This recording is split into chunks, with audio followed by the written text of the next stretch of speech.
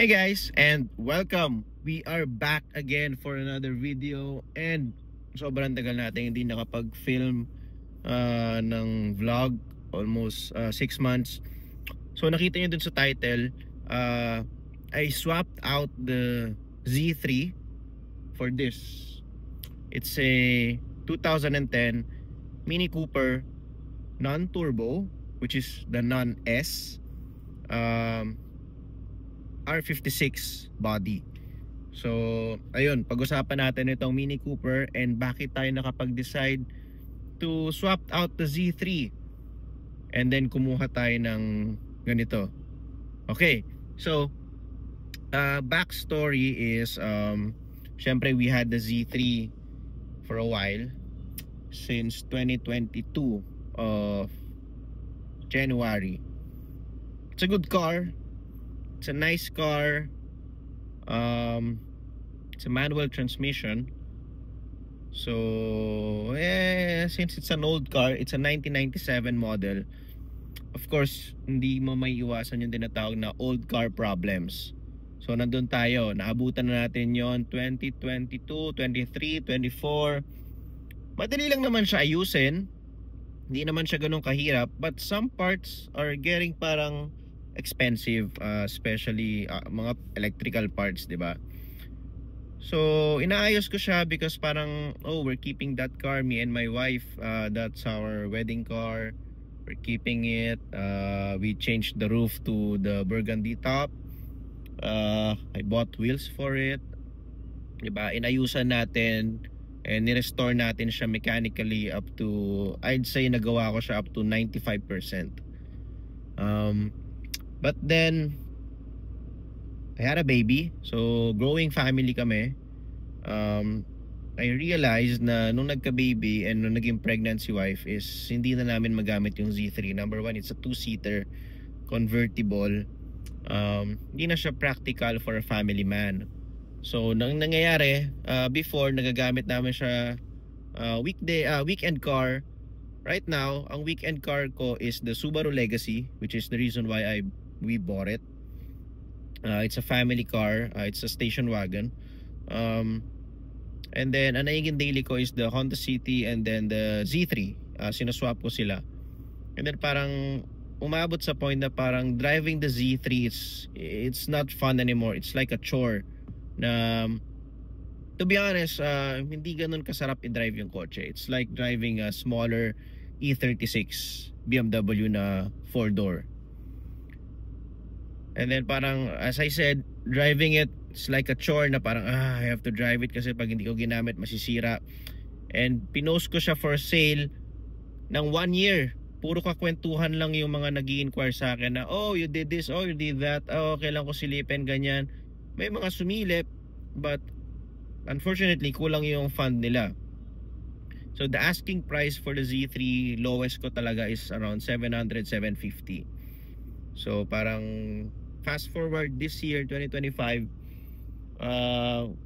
just a normal Monday, nagche-check lang ako ng marketplace kung kamusta yung presyo ng Z3, kung may mga ibang binebenta ba, may nabebenta ba. Then I came across this 2010 R56 Mini Cooper base model, the non-S, posted for about almost 800,000. So I randomly messaged the guy who posted it. Turns out an agent pala. Pwede ba trade in sa Z3? And then nag-usap ganyan. Sabi niya, sige, add ka ganito. So nag-add tayo ng a little bit of money. Actually hindi siya konti medyo malaki yung in-add natin. And lugi for the Z3 in terms of pricing, di ba? Parang hindi ko nakuha yung presyong gusto ko sa Z3, to be short. But bakit ko nagustuhan yung Mini? Number one, since before, yung wife ko kasi parang nasasabi niya na parang ganda ng Mini Cooper, ganyan. It's a good car. I mean, gusto ko rin tong kotse na to. It's a really fun to drive car. Mas masaya pa siya gamitin sa Z3. This one is automatic, so my wife can use it. And then it has a back seat. So 'di ba, pag may family ka, I mean, later on, pag malaki na yung anak mo, baby, mga 2-3 years old, pwede mo na isakay sa likod, di ba? You go on a weekend trip, kasama mo na yung family mo in a nicer car, di ba? So, yun yung naging vision ko na, sige, okay lang kahit lugi. I think magiging happy lahat if palitan natin ng mas practical car, may backseat, pwede makabanding yung anak sa loob, and then a car that my wife can use it going to work. It's automatic, it's a small car, easy to drive, and then ayun, nababanggit din naman niya before na parang ganda ng Mini Cooper, ganyan. So okay, pull the trigger. Yung seller pumunta sa office, dinala niya, walang pasabi, basa-basa, sige daling ko na dyan, on the way, ganyan, check it out. And then on the spot, nag-swap kami, I transferred the payment, and then that's it. So we ended up with this R56. Yan, nalilito kasi ako sa body ng Mini Cooper. So this is the R56 Mini Cooper non-S base model. So yun yung backstory kung bakit tayo nagkaroon ng Mini Cooper ngayon. And yeah, I am happy using it. It has 83,000 kilometers na nakuha namin. So far, me and my wife are using it, and parang yeah, we are enjoying the car. I fixed the car. May mga issues. Number one, the wheel bearings in the front maingay. So syempre ayoko naman paggamit yung misis ko ng pangit na kotse, di ba? So we fixed it right away kasi parang the first week na we get it, ginamit niya to for 1 whole week. So we fixed it right away. And then the stereo is medyo basag na, have seen good old days. We upgraded the front speakers to JBL. And then what else did we do? The wheels, we changed the wheels. Yung old na parang NK na wheels, pinalitan natin. So we sold that wheel, and then bumili tayo ng bago. So parang nagpalit lang, walang inabono. And then luckily the tires bagong tires na Advan Fleva, which is okay yung gulong na yun para sa akin. It's the same tire na ginagamit ko sa Honda City. And then ayun pa isa, I think parang nagpa-decide sa akin na sulit na to is pagtingin ko, actually hindi naka-indicate dun sa seller, pero pagtingin ko nung kotse sa shop, nung pagkabig ko nung manibela, nakita ko yung shocks and spring. Sabi ko kulay dilaw yung spring, and then purple yung perch ng coilover, and then stainless yung body ng coilover. So turns out it's a KW suspension V1. So hindi naman sobra, pero mahal yun, mahal na pyesa yun. So okay, so pang ilalim na, naka suspension upgrade na. And then we changed the front grille to a JCW grill, yung mesh type, para medyo mukhang sporty, kasi medyo papangitan ako sa itsura ng base model na Cooper na grill. And then what else?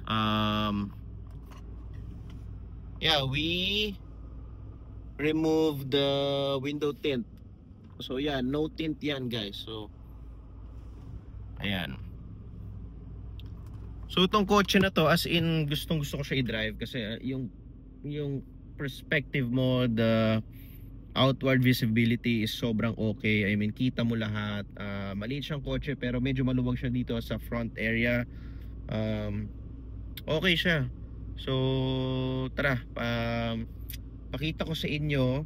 Dito muna tayo sa interior, ano yung mga quirks and features nito. So yan, simulan natin. Dito sa front, you have your tachometer. So nandyan yung RPM, lalabas yung speed mo dyan, and then mileage, outside temperature, trip meter, and then kung nasaan gear position ka.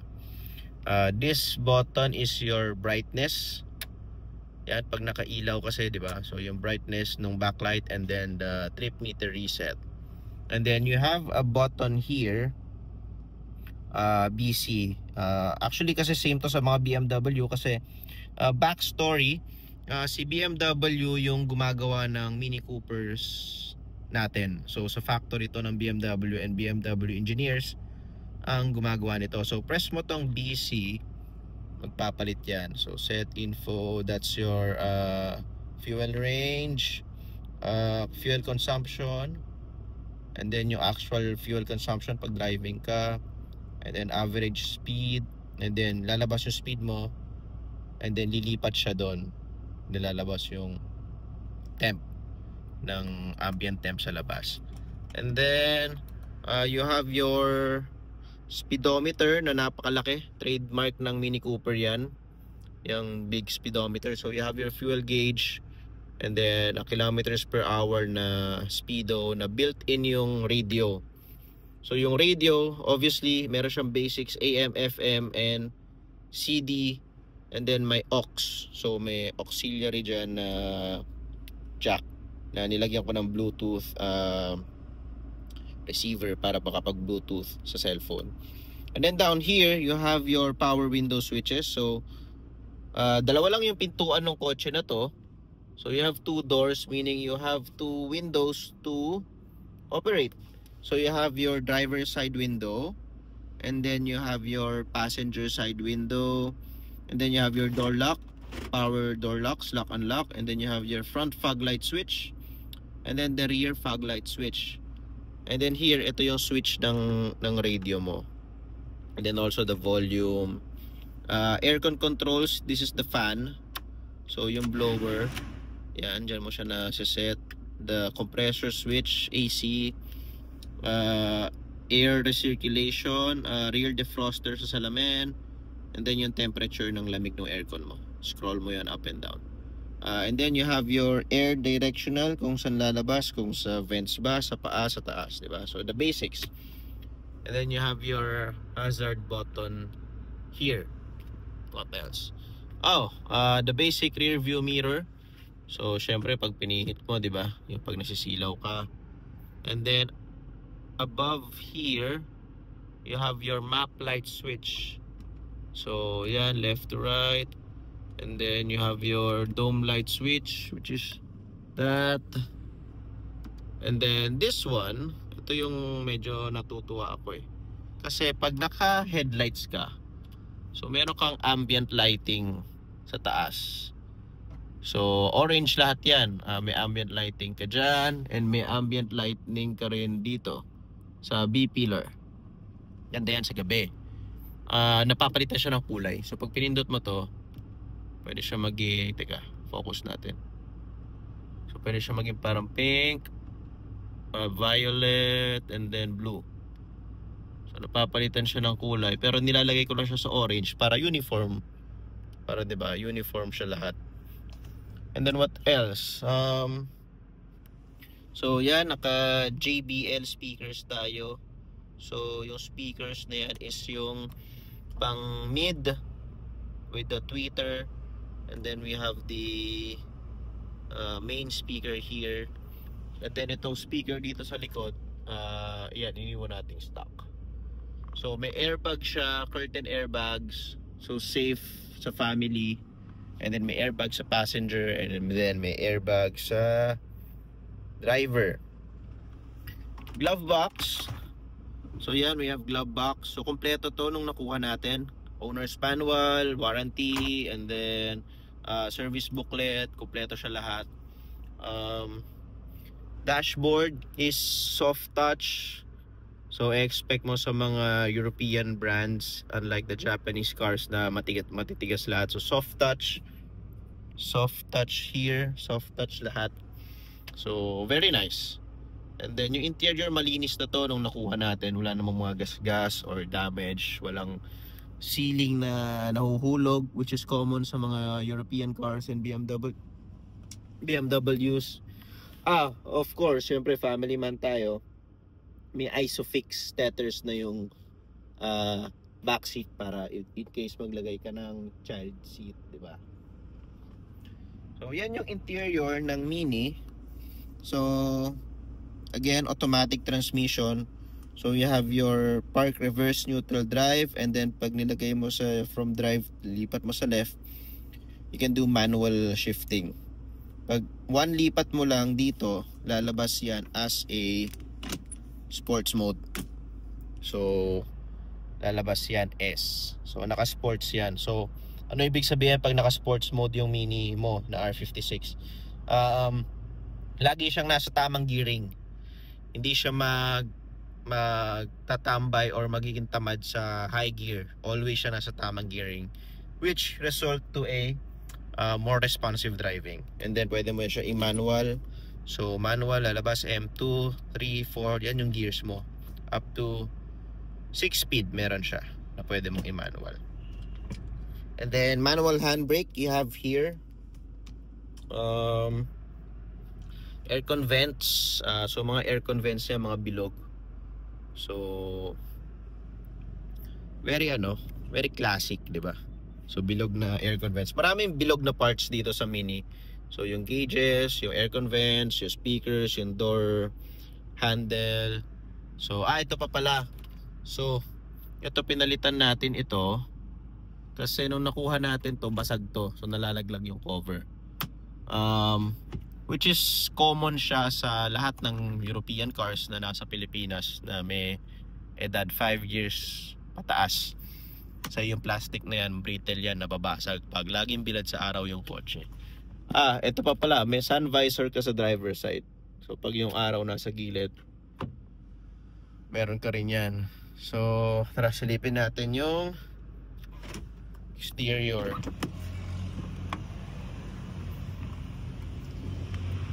So luckily hindi naman nag-auto lock yung kotse, no. So yun yung itsura niya sa labas. Lagay tayo ng wheels gold, syempre para iba yung dating. And then ito yung plate niya talaga. So yun pa isa, naka-special plate siya. Car 14 yung plaka. So medyo special, di ba? Na parang, uy, hindi mukhang second hand. And then sige, wheel spec natin medyo bitin. Front and rear is naka 17 by 7.5 inch yung lapad, and then plus 45 yung offset. So ganyan. And then tires natin 205, 45, 17. So medyo wala akong paki sa mga fitment for this car. Okay na ako dyan. Exhaust all stock. Ito, buti na lang meron ako na itago niyan. So yan, nagkaroon tayo ng KW suspension na sticker dyan, di ba? Parang hindi ko rin nakalain sa buhay ko na magkakaroon ako ng KW suspension sa kotse kasi medyo mahal yun. So yan, wala siyang tint. And then stock yung exhaust. And then ito kasama na to nung nakuha siya. Di ko alam kung original yan, pero I think kasama yan sa option pag bumibili ng brand new. Pwede mo kasing ipa-UK flag yung side mirror and then yung roof pag binili mo siya ng brand new. So I think naka-option to. And then what else? Brakes all stock. Brake pads mga bago lahat, for safety. And then ayan yung grill na pinalitan natin. So naglagay tayo ng JCW na grill, mesh type, para medyo sporty tignan. Bale, ang pinagkaiba pala ng itsura ng ng Cooper na base model sa Cooper S is the Cooper S, yung turbo, may siya dito, may hood scoop. So makikita nyo may butas sa hood yun. The base model wala siyang hood scoop. Pero yan, since naglagay tayo ng grill ng JCW piano black, parang bitin, di ba? So I think dapat itiman mo rin to para medyo hindi siya mukhang naiiba masyado. So yan yung ride height niya na setting natin sa coilovers. Saktong lowered lang.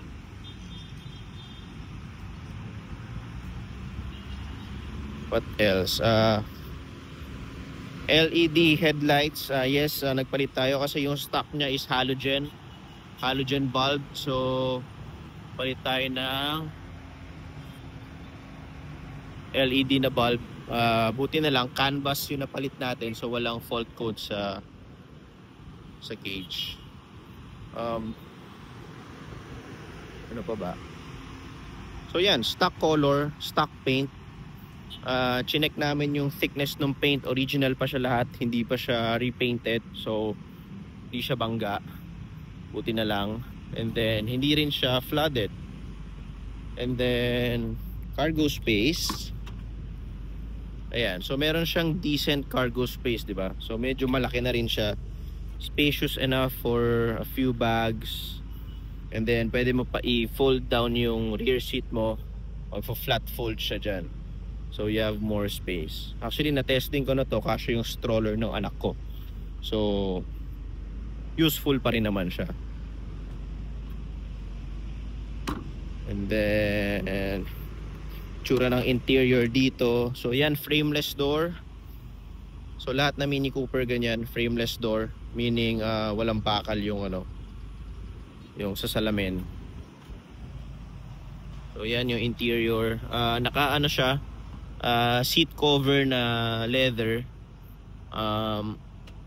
Hindi ko na tinanggal, at least para maprotektahan yung fabric seats kasi to eh.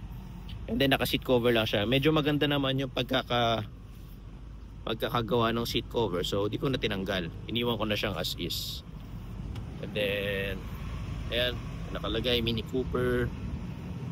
So kumpleto sa stickers, chassis numbers, the warning. So hindi siya napinturahan, hindi siya repainted, so okay.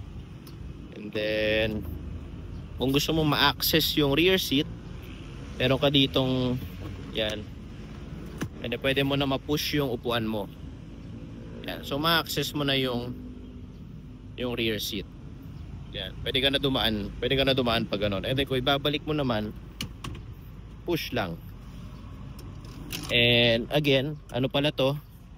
Manual seats. So hindi siya power seats, manual siya sa front, left and right, which is okay kasi less masisira, less iintindihin mo pa, di ba?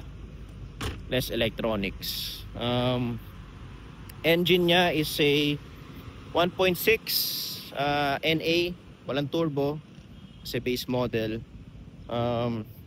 Di siya mabagal for me.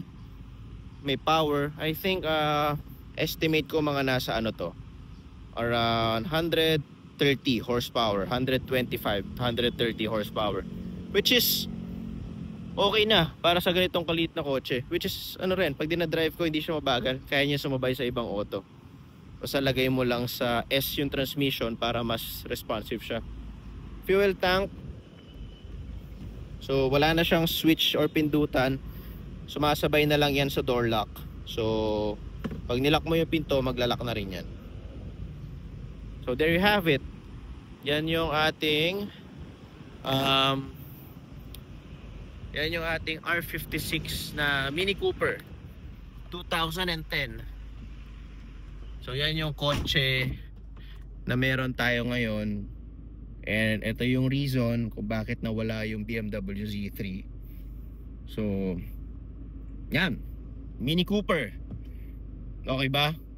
Approve ba? Maganda ba? Because I actually posted this for sale. So bakit for sale agad? Kakakuha mo lang, sayang naman, inayos mo ganyan. Well, syempre adulting life, diba? I have a family now, may anak ako. And then parang the reason why binebenta ko rin yung Z3 before is because I don't need 3 cars. This is just a bonus na napalitan natin na-swap natin yung Z3 for this, na may magagamit tayo. But we are selling it. So syempre adulting life, diba? Tumatanda na tayo, kailangan na rin natin kaya na seryoso sa buhay. It's a good car, but syempre we need to move forward in life, diba? So yan, for sale itong kotse na to. Message nyo lang ako if gusto nyo. Sorted out, naayos ko lahat, and walang iintindihan, walang iisipin. Kahit magpunta tayo ngayon ng Ilocos, dali natin to ngayon, walang problema, balikan. ganyan ako magkotse. And for people na kilala ako, alam nyo yan. Alam nyo kung paano ako magkotse. Kahit luma yan. Maayos. And baka isipin nyo, naku, ang ano naman yan, ang mahal na kotse yan ganyan. No! Alam nyo, kilala nyo ako, yung mga kotse ko mura lang. Hindi ako nagkokotse ng mahal, di ba? Mura lang yung mga kotse ko. It's just, mukha lang siyang mahal because of the way it looks. Pero, swerte lang ako kasi marunong ako mag-ayos ng kotse. Kaya kaya ko magkaroon or mag-maintain, mag-alaga ng Euro.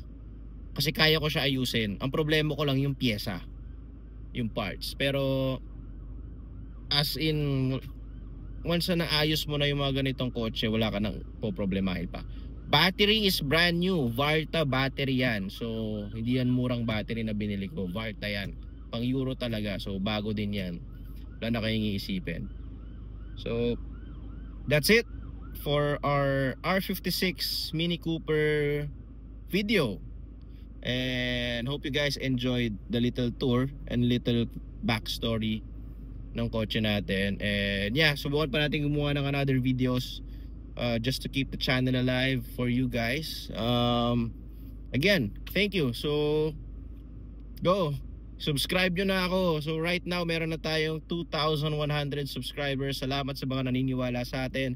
Sa 2,100 na tao na yon, thank you. And sana suportahan nyo pa ako para makagawa pa tayo ng mga ganitong videos and kung ano-anong mga pwede natin pag-usapan tungkol sa buhay. Okay? So, thank you. See ya. Bye-bye.